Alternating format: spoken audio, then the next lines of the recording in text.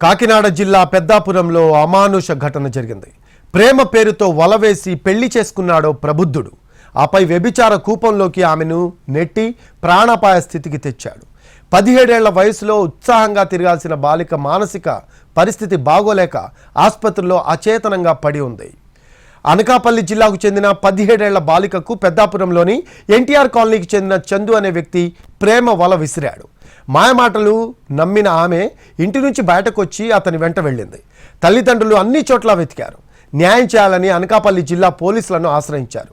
చందుతో పాటు బాలిక ఆచూకీ కనుక్కున్న పోలీసులు ఇద్దరిని ఇరు కుటుంబాల సమక్షంలో హాజరుపరిచారు. బాలిక కుటుంబీకులకు తెలియకుండా ఆ యువకుడితో పెళ్లి చేశామని చెప్పడంతో చేసేదేమీ లేకపోయింది.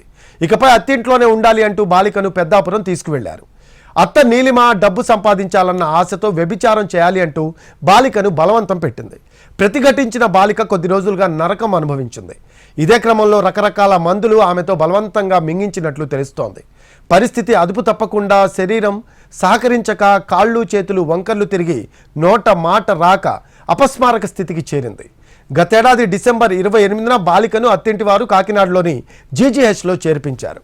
ఆసుపత్రి నుంచి పెద్దాపురం పోలీసులకు సమాచారం చేరినా పట్టనట్లు వ్యవహరించారు.